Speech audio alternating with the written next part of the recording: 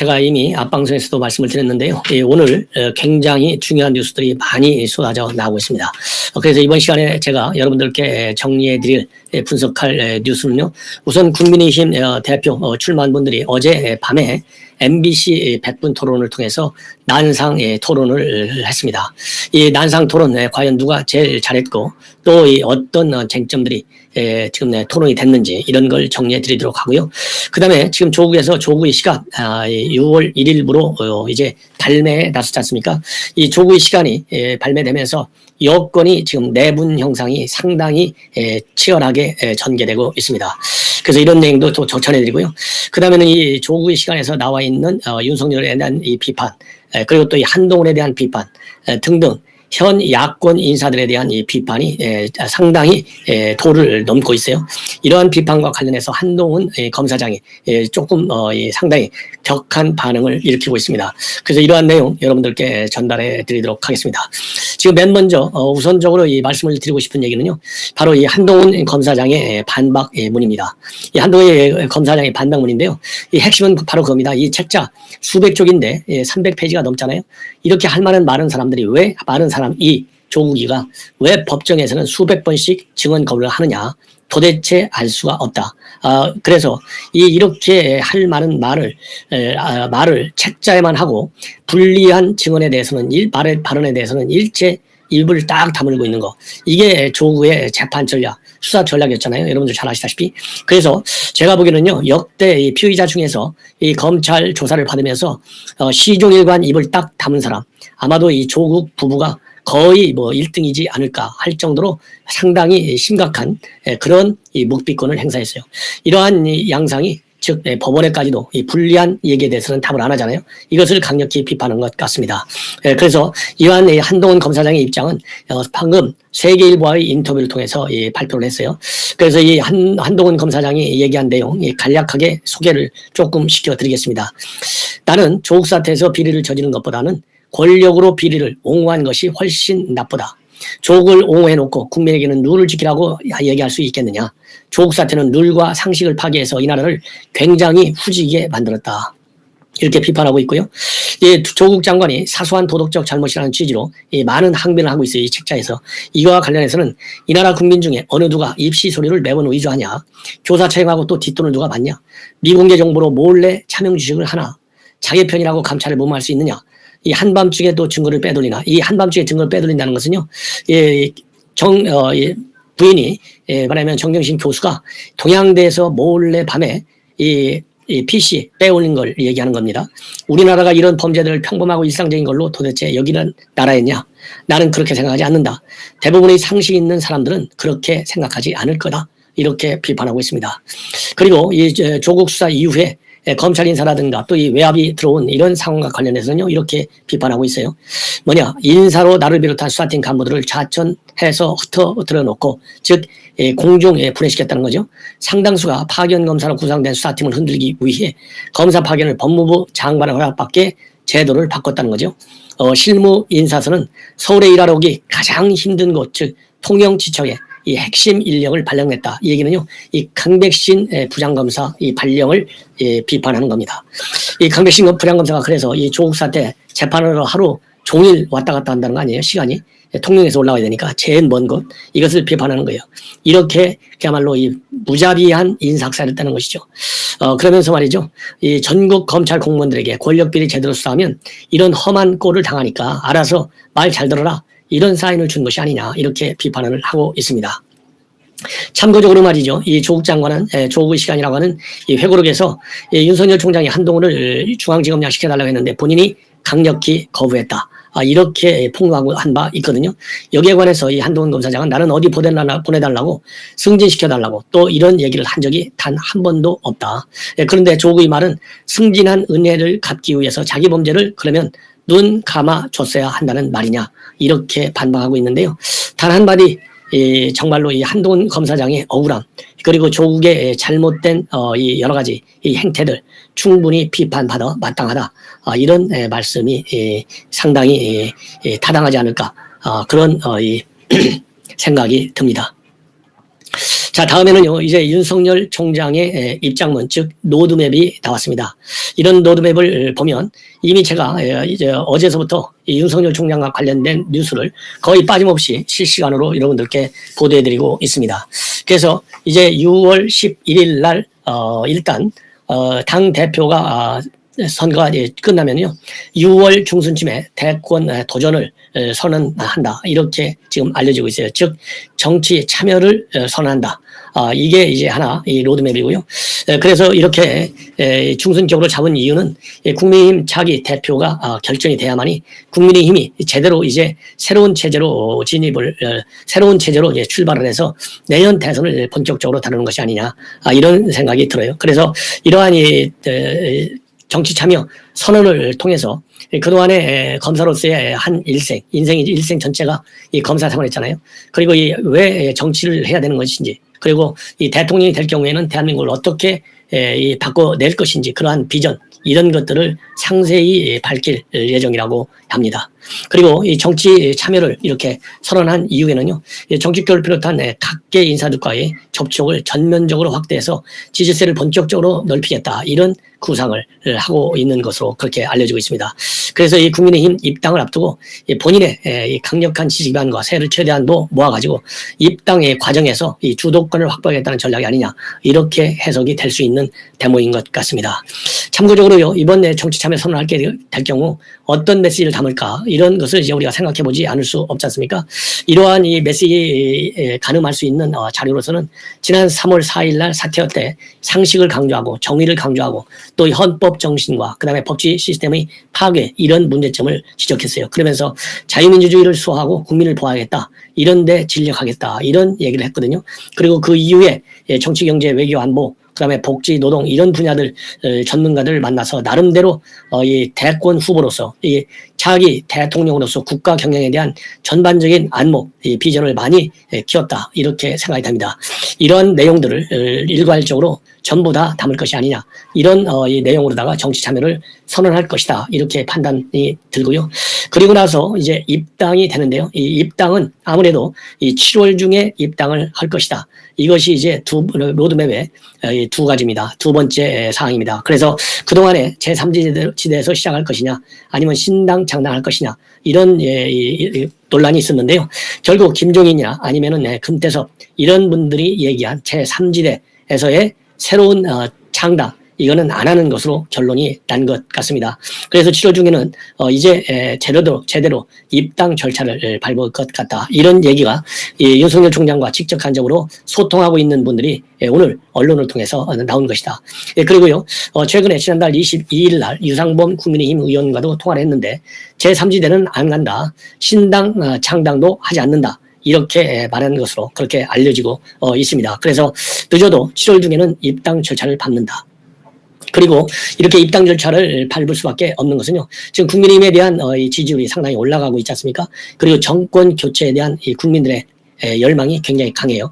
그래서 윤석열 총장도 이 정권 교체를 위해서는 제1야당인 국민의힘이라고 하는 그런 이미 정해져 있는 플랫폼에 들어가서 시작을 하는 것이 지금 이제 시간이 별로 없잖아요. 9달밖에 안 남았는데 여러 가지로 굉장히 유익하다, 이렇게 판단이 든 것 같아요. 특히 조직 문제, 자금 문제, 그 다음에 정치 경험이 전무하다는 본인의 아주 특이한 성격, 이런 여러 가지 측면을 본다면 여권에서는 지금 그러지 않아도 이 송영길 대표가 직접 까놓고 얘기했잖아요. 지금 차곡차곡 파일을 쌓아가고 있다. 그렇기 때문에 가장 지금 힘들게 견뎌내야 하고 막아내야 하는 것이 이러한 여권의 이 조직적인 아주 의도적이고 고의적인 이 깎아내리기 네거티브 공세가 아니겠어요? 이런 이 공세에 적극적으로 대처하기 위해서는 결국은 이 많은 이 경험과 그리고 정보를 가지고 있는 국민의힘에 의지할 수밖에 없는 것이 아니냐. 그래서 특히 정치 신인이기 때문에 더 그럴 것이다. 그리고 이제 대선을 하려면 뭐 수백억이 든다는 거 아니에요?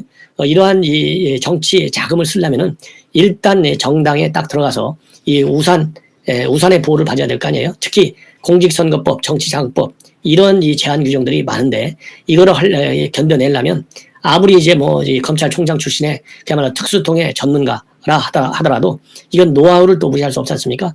그렇기 때문에 7월 중에는 입당할 것이다. 그 다음에 마지막 3단계 과정에서는요, 9월 중에, 그러니까 6월에 정치 참여를 선언하고 7, 8월에 늦어도 이 국민의힘에 입당을 하고 9월에는 경선에 참여하는 이 세 단계를 거쳐서 공식적으로 이제 국민의힘 후보가 되겠다, 이런 시나리오를 가지고 있는 것으로 그렇게 지금 보도가 되고 있습니다. 자, 이렇게 해서 일단요, 현 시점에서는 이제 윤석열 총장의 국민의힘 입당 문제는 사실상 거의 이제 확정적이다, 이렇게 볼 수밖에 없는데요. 과연 국민의힘의 입당과 관련해 가지고 지금 이제 당 대표 선거가 진행 중에 있지 않습니까? 이 진행 중에 있는 당 대표 선거 출마자들 5명, 이분들의 말하자면 입지하고는 어떤 이 영향이 있겠느냐, 이거를 우리가 이제 살펴봐야 되지 않겠어요? 이걸 살펴보기 위해서는 바로 어젯밤에 마침 이 토론회가 열어졌어요. 이 토론회, 정말 난상 토론이 벌어졌는데요. 난상 토론의 핵심 내용을 이렇게 조목별로 나눠보면요, 크게 우선 대선 경선 일정을 어떻게 할 것이냐, 그 다음에는 당대표 후보 단일화를 어떻게 할 것이냐, 그 다음에는 또 이 개파 논란에 대해서는 또 어떤 입장을 가지고 있느냐, 이런 것들이 어젯밤에 이 MBC TV 토론에서 주요 쟁점이었던 걸로 알려지고 있어요. 그런데 참고적으로 말이죠, 이번 MBC 100분 토론은 금년도 들어와서 한 30분 가까운 토론회가 열렸는데, 그 중에 지난 4월에 있었던 오세훈과 박영선의 후보, 이거 한 6%대 최고 기록을 세웠고요. 어젯밤 이 TV 토론의 경우에는 한 2.8% 정도로 두 번째 높은 시청률을 나타냈다고 합니다. 이 얘기는 그만큼 우리 국민의힘에 대한 이 토론이 이 국민들의 뜨거운 관심을 받고 있고, 이 얘기는 현 정권에 대한 불만의 지수가 그만큼 높기 때문에 이 방송을 통해서 과연 현 정권에 대한 이 심판론, 이거를 제대로 담아내가지고 내년 대선에서 정권을 찾아올 수 있는데 그야말로 결정적 역할을 할 수 있는 당 대표는 누가 돼야 하느냐, 이런 데 대한 우리 국민들, 그리고 이 당원들, 또 이 재방송을 사랑하시는 시청자 여러분들 모두가 그런 관심 속에서 지켜봤을 것 같습니다.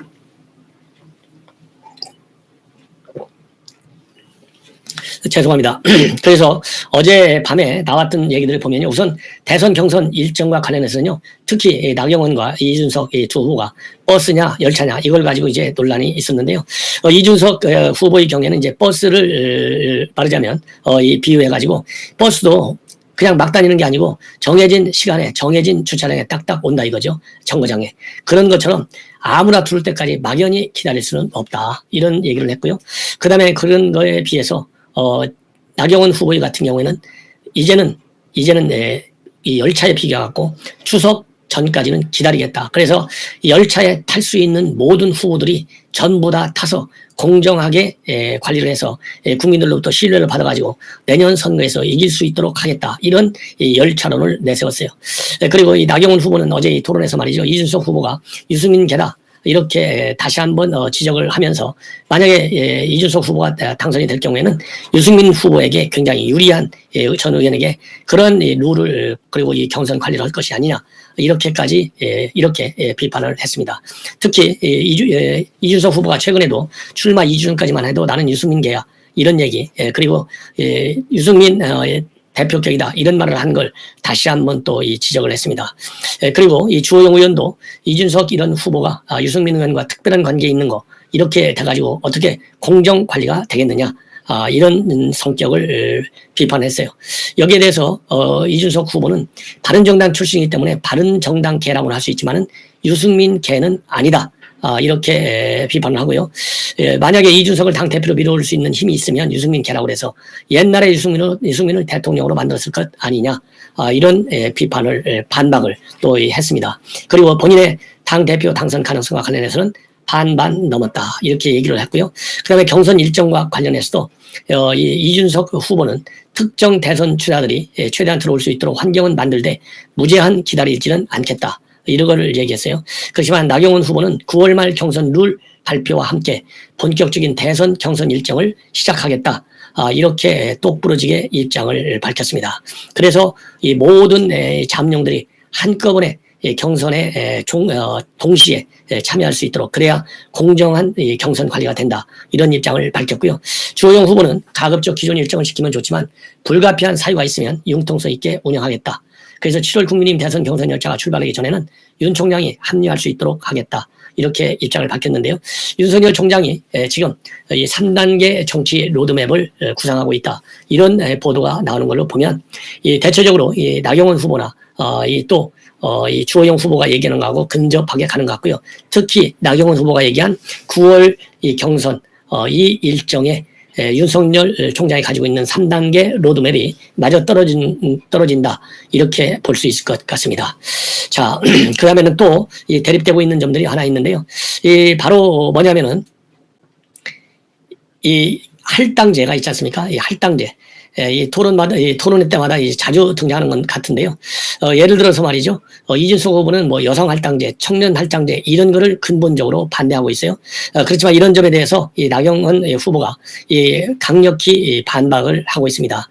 그래서 이제 최소한도 이 필요한 할당제는 시행을 해야 되겠다. 능력 일변도만 가지고 이 당직이라든가 그다음에 다른 인사 문제를 다루는 것은 문제가 있다. 이렇게 반박을 하고 했습니다. 그리고 또 공천 실명 책임제를 이 나경원 후보가 들고 나왔는데요. 이걸 가지고서도 또 설전이 오갔어요. 그래서 전반적인 어제 토론과 관련해서는 이준석 후보가 이 단답형 형식의 질문을 공세를 한 것과 관련해서 나경원 후보와 그다음에 주호영 후보가 이건 예의가 아니다. 단답형 답변을 요청하는 것은 그래서 이 반박하는 그런 이 분위기가 연출이 됐다는 거 여러분들께 참고적으로 말씀을 드립니다. 자, 그리고 말이죠. 이제 또 한 가지 이제 여러분들께 말씀을 드리고 싶은 거는요. 지금 이 SBS가 이 법적 조치를 경고하고 나섰어요. 왜냐하면 여러분들 아시다시피 그것이 알고 싶다 여기에서 이 손정민 씨 사망 사건과 관련해서 제3자에 의한 범죄 가능성은 희박하다. 이런 SBS의 방송의 흐름이 있었는데요. 사실상 이 SBS의 방송 내용을 보면 그동안에 경찰에서 밝힌 내용과 대동소이합니다. 특별하게 이런 이 범죄 혐의점은 없다.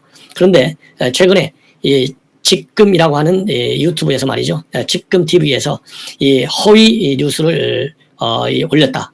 동영상을 올렸다. 이걸 가지고 지금 SBS는 법적 대응에 나서겠다. 이런 입장을 밝히고 있습니다. 왜냐하면은 직금 TV에서요 1분 48초짜리 영상을 올렸는데 이 영상을 통해서 그 알과 관련한 허위 사실이 온라인에 유포됐고 그렇기 때문에 법적 대응에 나설 방침이다. 그러니까 어떤 거가 이제 허위 사실이냐면요. 이 영상을 보면 손정민 씨가 실종되기 직전까지 함께 있었던 친구 A 씨의 법률 대리를 맡은 정모 변호사가 SBS의 정모 보도본부 부장에게 연락을 해서 A씨에게 우호적 방송을 그 알을 통해 방해해달라 부탁을 했다고 하는데 이 방송을 보면 이것이 허위 사실이라는 겁니다. 그래서 이 정 변호사하고요. 그 다음에 이 SBS의 정 부장하고는 전혀 일면식이 없는 아무런 관계가 없는 사이다. 그리고 시사교양본부에서 제작하고 있는 그것이 알고 싶다라는 방송의 내용에 대해서도 정 부장은 일체 관련하지 않는다. 그런데 이 문제 유튜브 영상이 인터넷 커뮤니티 블로그를 통해서 무분별하게 확산되고 있고 손정민 사건과 관련한 국민청원 카페도 공유되는 등 악의적인 허위사실이 유포되고 있는 거 법적 대응을 하지 않을 수 없다. 이렇게 입장을 밝혔습니다. 그리고 이 정 변호사도요. 이 직금 TV 채널 운영자를 정보통신망법상 명예훼손 혐의로 서울 서초경찰서에 고소했다고 밝히고 있습니다. 자, 그리고 말이죠. 또 하나 손정민 친구 이 폰 결국 이 경찰이 포렌식을 했습니다. 포렌식을 했는데요. 사인과 관련한 특이점은 없다. 그래서 우리가 생각했던 것처럼 사인을 밝히는데 어떤 중요한 스모킹 건 같은 것이 있을 수 있지 않겠느냐. 이런 기대를 했는데요. 사인 관련해서 특이점이 전혀 없고 통화한 것은 3시 37분에 통화가 종료가 됐다. 그렇기 때문에 지금 현재 별도로 이 휴대전화에 대한 유전자 및 혈흔 감식 결과까지는 안 나왔는데요. 이 포렌식 내용을 통해서 지금 현재 일부에서 제기되고 있는 의혹과 관련한 그런 이 결정적 단서는 휴대폰과 관련해서는 찾을 만한 게 없다. 이렇게 보시면 될 것 같습니다. 자, 그리고 말이죠. 이 국민의힘 차기 당 대표 이 적합도와 관련해서요. 이 방금 상당히 충격적인 여론조사 결과가 나왔어요. 이 뭐냐면은 아시아 경제에서 말이죠. 이 윈지 코리아 컨설팅에 의뢰한 조사 결과입니다. 이 조사 시일은 지난 1차 때는요. 15, 16일 날 조사를 했고 이번에는 29일, 30일 조사를 했어요. 이 조사를 보니까 말이죠. 이준석 후보와 나경원 후보 이 차이가 더 커졌습니다. 44.4 대 16.5 그리고 주호영은 7.5가 됐어요. 그리고 모른다. 이거는 10.9 다른 사람들이다. 다른 인물이다. 이것은 17.2입니다. 그래서 잘 모르거나 다른 인물이다를 둘을 합치면 28.1이 됩니다. 그런데 중요한 것은요, 이 차이가 갈수록 커지고 있는데 1등과 2등 사이에 그 이유는 이 전문가들, 이 여론조사 기관에서는 이것이야말로 바로 첫 번째로는 밴드 웨건 효과고요.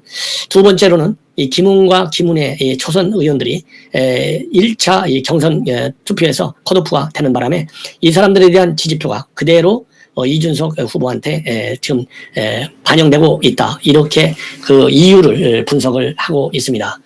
그리고 국민의힘 지지층만을 대상으로 한 결과를 보면 이준석 54.8, 나경원 26.3, 이 주의원, 주호영 8.6 이렇게 나오고 있습니다. 자, 그리고 말이죠. 이제 또 하나 여러분들께 말씀드리고 싶은 얘기는요. 상당히 충격적인 외신 보도가 나오고 있어요. 바로 불란서 르몽드지 하면 여러분들 잘 아시잖아요. 중도 좌파 성향의 불란서 최고의 권위 대중 신문입니다. 여기에서 문 대통령과 민주당에 대한 지지율이 하락하고 있는 원인, 우리 여러분들께서 잘 아시는 중도층과 2030 세대의 이탈 때문에 전격적으로 하락하고 있잖아요. 그리고 이 하락 추세가 굉장히 고정되는, 고착되는 그런 추세를 보이고 있는 것이 상당히 특징적이다. 이렇게 저는 보고 싶은데요. 이와 관련해서 이렇게 될 경우에는 결국은 보수 우파가 내년 3월 권력을 잡을 가능성이 상당히 크다. 그 이유로는 제가 이미 말씀을 드린 대로요. 이 제목서부터 그렇게 되어 있습니다. 젊은 층으로부터 외면받는 한국 대통령 문재인 이렇게 되어 있는데 34면 톱 기사로 보도하고 있습니다. 그래서 이 4년 전에 진보주의자 문 대통령을 당선시킨 사람들이 젊은 사람들이었는데 이제 취임 이후에 가장 낮은 29%까지 하락했다가 정상회담을 계기로 해서 34%까지 회복했는데 2018년 9월에 남북 정상회담 했을 때의 지지율 80%하고는 엄청난 차이가 있다. 한국 청년들은 경제 분야에서 기대에 부응하지 못하고 가치 문제에서도 더 이상 설득력이 없고 북한과의 관계에서 실패한 권력을 거부하고 있는데요. 이러한 청년층의 문 대통령에 대한 거부는 지난 4월 재보궐선거에서 이 민주당이 패배한 것을 잘 설명해 주고 있다. 이렇게 기사를 작성하고 있습니다. 그러면서 20대 유권자 사이에서 민주당 지지율이 거의 30%포인트나 떨어졌고 한국에서 미투 운동이 거세게 일고 있는 가운데 20대 청년들은 민주당이 젠더 문제에 대처하는 방법에 대해서 상당히 실망이 크다. 그리고 20대 남성들은 앞선 세대의 잘못에 따른 대가를 자신들이 치른다고 생각하고 있고 20대 여성들은 성추행 혐의를 받다가 자살한 박원순에 대해서 민주당이 업적을 찬양한 것에 대해서 실망하거나 분노하고 있다. 이렇게 분석을 하고 있어요. 자, 전반적으로 보면요. 르몽드의 이번 기사 분석은 상당히 정확하게 지금 분석되고 있는데요. 이 기사를 작성한 사람은 동경에 있는 특파원입니다. 이 르몽드지는 한국에는 별도의 특파원을 두지 않고 있어요. 동경 특파원이 한국을 커버를 하고 있습니다. 그러면서 이어서 민주당은 청년 실업률을 줄이는 데 실패했고 정부도 작년 초 이후 28%나 급등한 부동산 가격을 잡지 못하고 있는데 이것도 젊은 세대들의 등이 돌리게 된 큰 원인이다. 이렇게 비판하고 있습니다. 그러면서 문재인 정부가 정권을 잡는 데 큰 역할을 했던 정의로운 사회를 만들겠다는 공약을 지키지 못했다는 비판도 받고 있고요. 연속적인 스캔들로 이미지가 크게 훼손됐다. 검찰 개혁을 맡은 조국 법무장관이 가족들을 위해 부당한 영향력을 행사한 사건으로 사임했고 올해 초에는 LH공사 직원들의 내부 정보를 이용한 부정행위가 드러나 큰 사회적 물의를 야기했다. 이렇게까지도 얘기하고 있어요. 그러면서 이 꼰대 헬조선이라는 표현까지도 소개하고 있습니다. 자, 그래서 이제 한국의 586 세대의 대다수가 민주당 지지자이며 권력을 쥐고 있는데 스스로 헬조선이라고 부르며 어려움을 겪는 한국 청년들은 촛불 혁명에 참여해 민주당의 정권 창출에 기여했지만 이제는 꼰대들의 위선을 참지 못하고 있다. 이렇게 결론을 내리고 있습니다. 그러면서 내년 선거에서는 이제 보수 우파의 집권 가능성이 그 어느 때보다도 커지고 있는 시점이다. 이렇게 분석을 하고 있는데요. 이 르몽드지 기사 내용 굉장히 정확하게 우리 한국 현재의 정치 상황을 아주 정확하게 분석하고 있는 그런 기사, 아주 최근에 보도된 이 외신 언론 중에서 제가 보기에는 가장 정확한 기사인 것 같고요. 이 기사 우리 시민 여러분들, 제 방송을 청취한 여러분들께서 많이 좀 뿌려주셔야 되겠습니다. 그래야만이 중도층에 있는 우리 국민들, 그 다음에 무당층에 있는 국민들마저도 국민의힘 지지층으로 탈바꿈할 수 있는 것이 아니냐, 이런 판단도 해볼 수 있을 것 같습니다. 시청자 여러분, 이것으로 제 방송을 마치고요. 또 이 많은 시청해 주셔서 반드시 내년에 정권을 우리가 찾아올 수 있도록 다 같이 결속해야 된다. 이런 말씀을 드립니다. 대단히 고맙습니다.